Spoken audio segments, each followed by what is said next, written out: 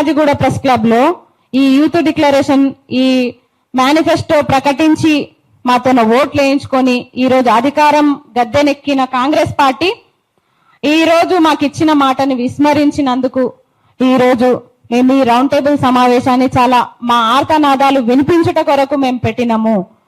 చాలా సందర్భాల్లో మాకు నోటిఫికేషన్స్ కావాలి అని మేము ప్రెస్ మీట్లు పెట్టినాం, రౌండ్ టేబుల్ పెట్టినాం. కానీ మా నిరుద్యోగుల ప్రాణాలు కాపాడుకోవడం కోసం ఈ రోజు రౌండ్ టేబుల్ సమావేశాన్ని ఏర్పాటు చేసుకున్నాము. ఎన్నో అడ్డమైన జీవోలను తెచ్చి ఈ రోజు నోటిఫికేషన్లలో పోస్టులు కూడా పెంచని పరిస్థితిలో ఈ రోజు ప్రభుత్వం ఉంది. నిమ్మకు నీరెత్తనట్టు మీరు ఏమన్నా చేసుకోండి, నేను మాత్రం పోస్టులు పెంచను అని అంటుంది.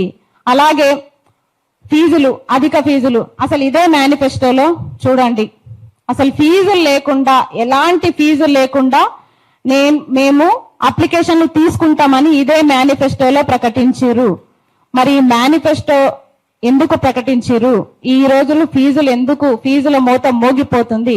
అలాగే అసలు పోస్టులు ఎన్నొస్తాయా, ఖాళీల వివరాలు ఎన్నొస్తాయా అని చూసుకునే బదులు దానికి అప్లికేషన్ ఫీజు ఎంత ఉంటది, 1500 ఉంటుందా, 1000 రూపాయలు ఉంటుందా, 3000 ఉంటుందా అన్న టెన్షన్ లో నిరుద్యోగులు ఉన్నారు. ఈ రోజు ఒక నెల రూమ్ రెంట్ కట్టుకోలేని పరిస్థితిలో ఉన్న నిరుద్యోగులు ఇంతింత ఫీజులు ఒకటే నెలలో కట్టి అప్లై చేసుకోవాలంటే చాలా ఇబ్బందులు పడుతున్నారు. కుటుంబాలను పోషించలేక 35 ఏళ్ళు వచ్చినా పెళ్లిళ్ళు చేసుకోలేక ఆత్మహత్యలు చేసుకుంటున్నారు. ఈ రోజు ఆత్మహత్యలు చేసుకున్న నిరుద్యోగులకు ఏమన్నా భరోసా ఉందా అంటే అది కూడా లేదు.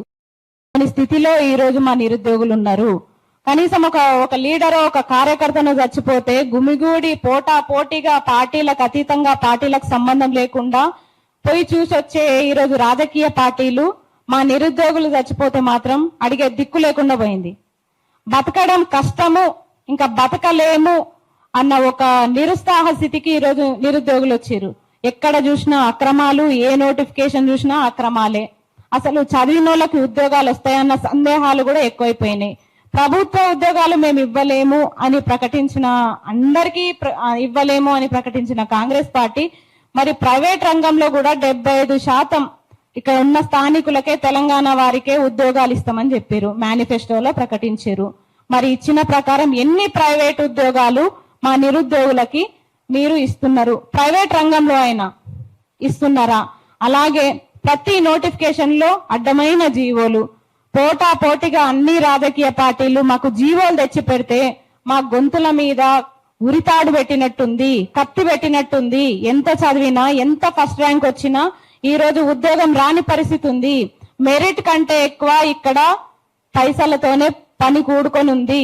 అసలు ప్రక్షాళన చేయాల్సిన టీజీపీఎస్సీ బోర్డు ఏం జరిగింది? అసలు టీజీపీఎస్సీ బోర్డుకి వెళ్తే చాలా మందిని అక్కడ బయట పోయి నిలబడితే మీ సమస్య ఏందో మాకు చెప్పండి అని ప్యూన్లు బయట సెక్యూరిటీ గార్డులు అడుగుతున్నారు. మేము మాట్లాడాల్సింది సెక్యూరిటీ గార్డులతోన్నా? మేము మాట్లాడాల్సింది బయట కూర్చున్న ఆఫీసర్లతోన్నా? మేము చర్చించాల్సిన చైర్మన్ ఈ రోజు దాకా తన మొహం కూడా మాకు చూపించలేదు. ఈ రోజు దాకా కూడా ఒక్కసారి కూడా ఆయనతో మేము చర్చించిన దాఖలాలు లేవు. విద్యాశాఖ మంత్రిని అడుగుతున్నాం మనం గాని, విద్యాశాఖ మంత్రిని క్వశ్చన్ చేస్తున్నాం గాని ఈ రోజు దాకా కనీసము టీజీపీఎస్సీ బోర్డు చైర్మన్ ని కూడా మనం కలవలేకపోయినాం. ఇంకా విద్యాశాఖ మంత్రిని ఏం కలుస్తాం మనం? అట్లాంటి పరిస్థితుల్లో ఇంత నిర్బంధపు పాలనలో నిరుద్యోగులకు న్యాయం జరిగేనా? కాబట్టి నిరుద్యోగులు చాలా నిరుత్సాహపడిపోతున్నారు. ఇక ఇంతేనా మా జీవితాలని బెంగపడిపోతున్నారు.